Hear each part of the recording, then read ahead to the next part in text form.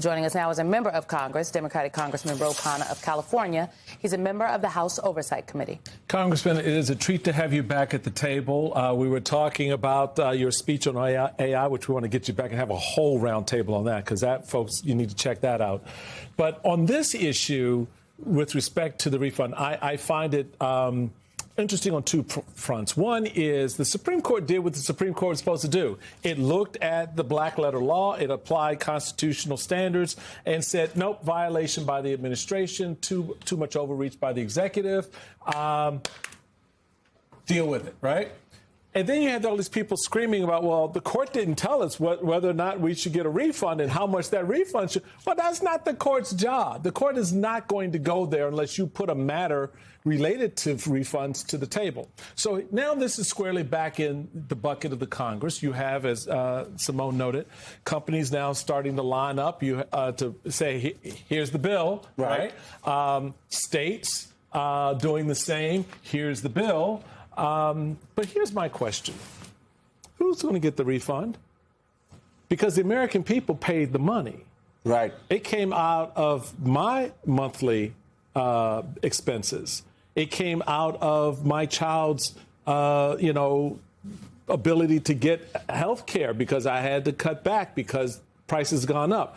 Are the companies going to get this money, or is this going to be a rebate that's going to go back to the American people? Because I don't hear any company saying, give us the money back so we can refund the people who paid for this by lowering prices back to where they were before these tariffs got into effect. You're absolutely right. The rebate should go directly to the American people. They should look at the illegal tariff that Donald Trump imposed. He basically... Because that's the tax on... That's tax on working families. There you go. Tax on the middle class. He basically took money from them in a way that was unconstitutional. They should look at that money and they should give it back as a refund to working and middle class Americans. If they give it just to the companies, look, the importers may have reduced the price to factor in the tariff. So those companies may not have actually been penalized. Right. The penalty was paid by the consumers here.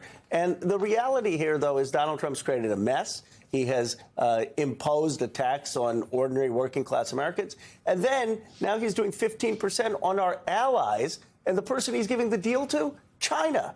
I mean, it is a totally irrational foreign policy.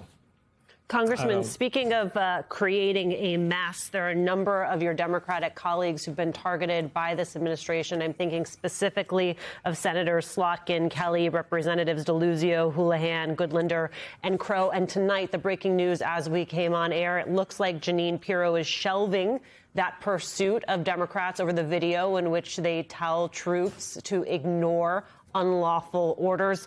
One, do you consider this a win for democracy? And two, if Democrats have subpoena power back as we head into next year, are you going to want to hear from Jeanine Pirro? Absolutely. Well, one, I think Senator Mark Kelly and all of the 6 individuals have shown great courage. They did not cower. They stood up for their First Amendment rights. They said that what they were telling the troops was what the law is. No one is supposed to follow an unconstitutional order. We swear an oath to the Constitution. And what you see now is Donald Trump cracking. After the Epstein matter, after the ICE abuse, you have Republicans willing to stand up to him. You have the Supreme Court willing to stand up to him. His numbers are under 40%. I think people are finally realizing there's going to be life after Donald Trump, and they may want to actually stand up to this president. We will be watching this story about the tariffs, and I'm sure we're going to hear about it tomorrow at the State of the Union from the president. I'm definitely watching for what he's going to say. I'm also watching for what happens as it relates to how the Epstein files and the survivors enter this conversation. What the president says or doesn't say. Robert Garcia, who is the ranking member of House Oversight, said that Dems will be telling Epstein survivors stories inside and outside of the Capitol for the State of the Union. Let's take a listen to a little bit of what he had to say. There's going to be some Democrats who are going to go to the State of the Union.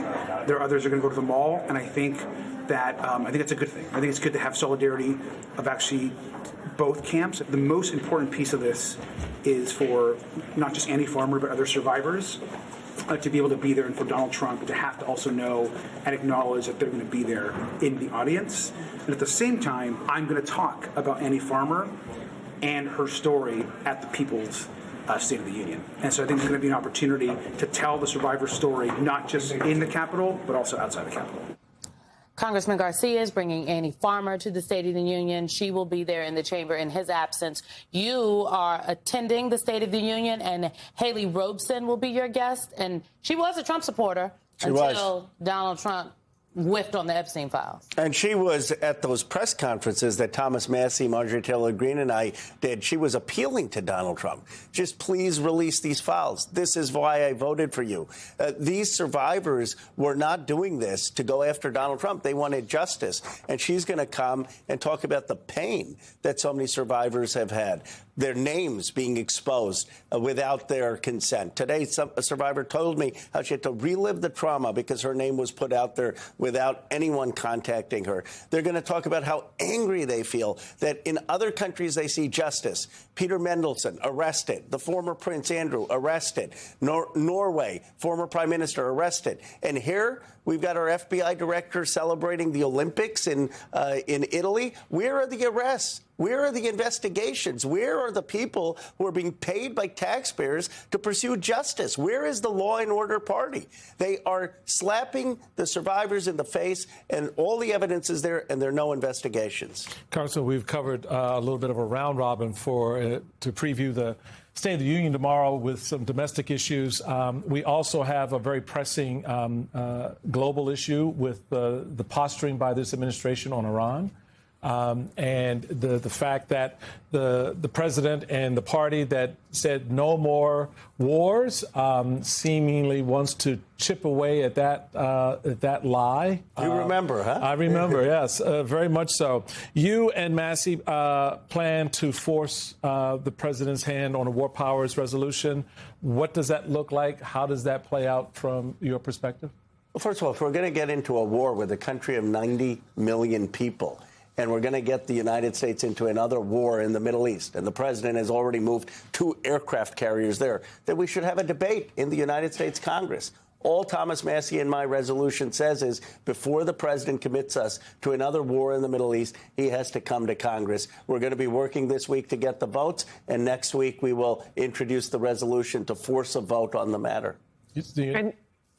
Elisa is going to tease, but that's going to be something to pay attention to as the week unfolds. Absolutely. I mean, this is going to be a consequential vote. After Iraq, most Americans don't want us in another war in the Middle East. They want us focused on jobs here, childcare here, healthcare here, not having our troops at risk, not having our treasure at risk with another war in the Middle East.